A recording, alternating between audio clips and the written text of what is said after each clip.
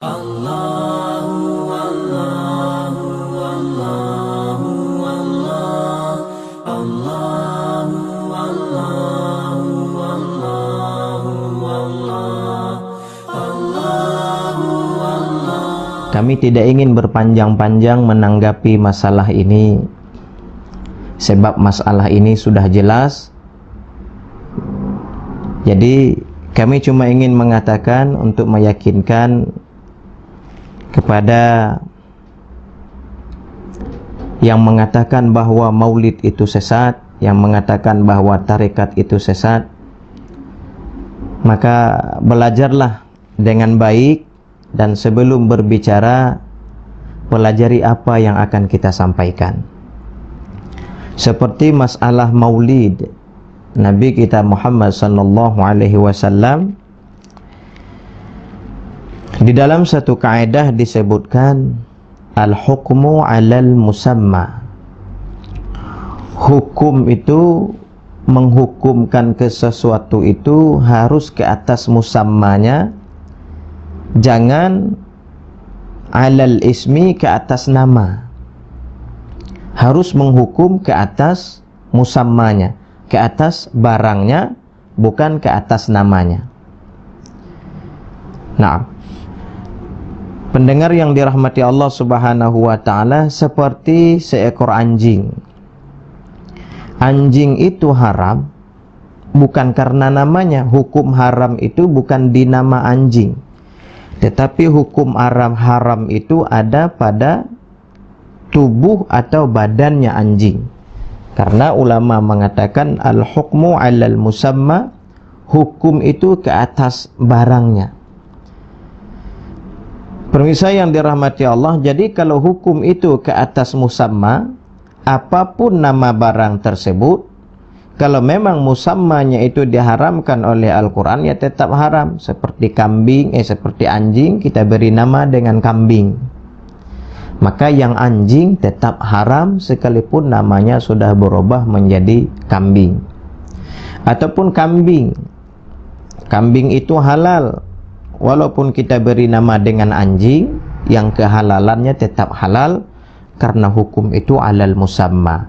Jadi yang paling perlu diperhatikan sebelum kita menghukumkan sesuatu adalah musamma dari nama-nama yang kita sebutkan. Maulid, musammanya apa? Tarekat, musammanya itu apa? Ataupun yang lain sebagainya, kita perlu lihat musammanya. Lalu kita pelajari musammanya, kita tasawurkan. Sebab al-hukmu 'ala syai'in far'un an tasawwurihi. Sebab menghukumkan ke atas sesuatu itu cabang daripada mentasawurkannya. Jadi kalau kita tidak mentasawurkan sesuatu, tidak memahami sesuatu dengan baik lalu kita hukumkan, maka terjadilah kesalahan di dalam menghukumkan. Jadi di sana bukan nampak kita pandai, tapi cuma kebodohan kita, kejahilan kita yang akan kita perlihatkan kepada orang lain. Siapa lagi yang lebih bodoh dari orang-orang yang mengatakan bahwa tarekat, maulid dan lain sebagainya itu adalah bid'ah dan dilarang di dalam agama. Pendengar yang dirahmati oleh Allah Subhanahu wa ta'ala, kita lihat dulu acara maulid. Sebagian mereka mengatakan bahwa maulid ini adalah sesat dan bid'ah. Kalau kita ingin mencari tahu apa hukum maulid ini yang sebenarnya, jangan dilihat namanya. Maulid itu sekedar nama, tetapi lihat isi dari maulid itu. Nah, yuk kita lihat apa isi maulid.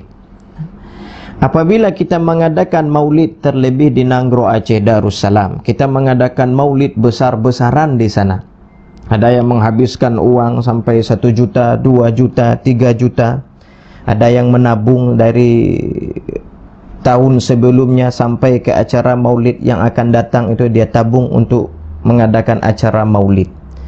Yang kedua, di dalam acara maulid itu kita semuanya membaca selawat kepada Rasulullah sallallahu alaihi wasallam, membaca Al-Qur'an, ya, berdoa di sana, beristighfar.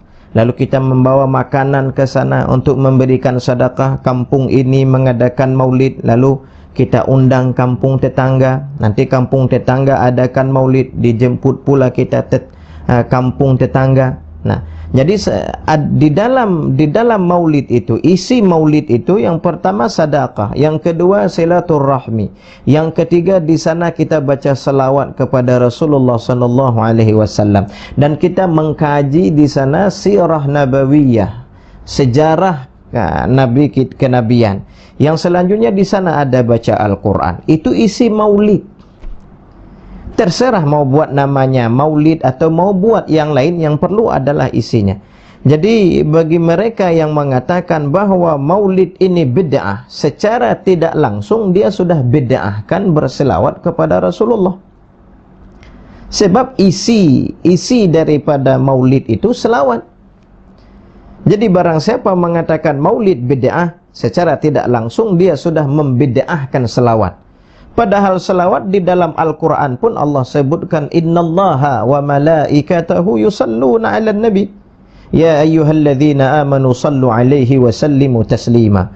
Sesungguhnya Allah dan seluruh malaikatnya Allah berselawat kepada Nabi.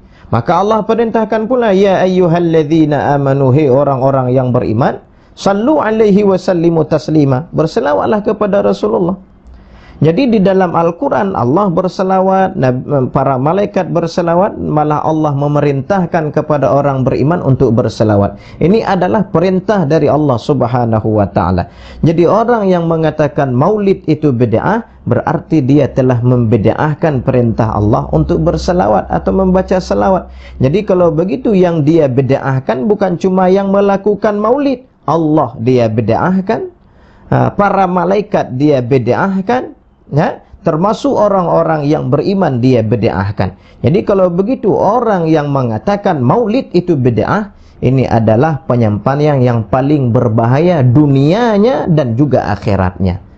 Jadi kalau begitu, siapa yang paling mubtadi'?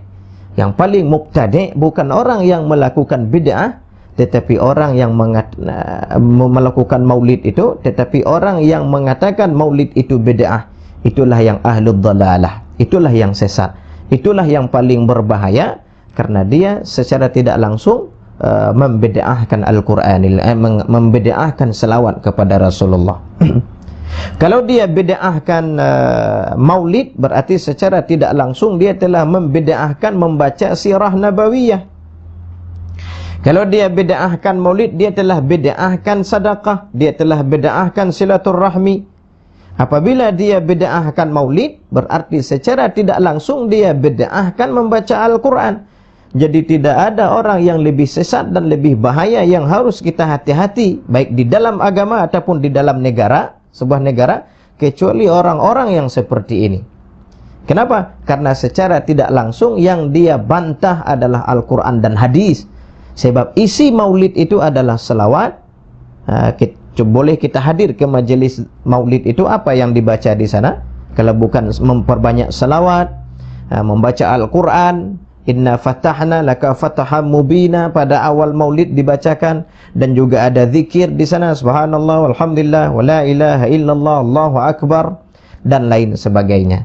Nah, jadi para pemirsa yang dirahmati oleh Allah Subhanahu wa ta'ala, maka ketika ada orang yang mengatakan bahwa maulid itu bid'ah, tidak ada di dalam agama, maka nampaklah kita yang mengatakan itu adalah orang bodoh yang belum belajar. Nah, ini adalah paling berbahaya di dalam akidah ataupun lainnya. Yang kedua, ada yang mengatakan bahwa tarekat itu sesat.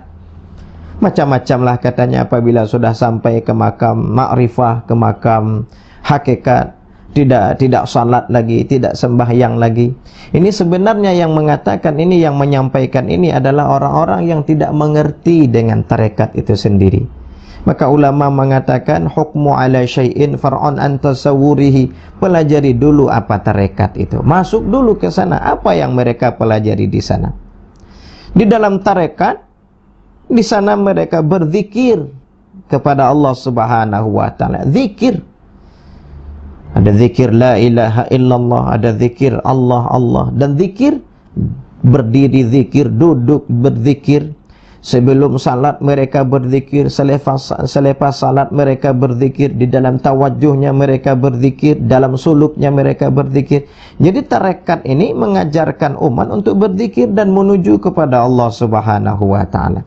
Jadi sama seperti maulid tadi.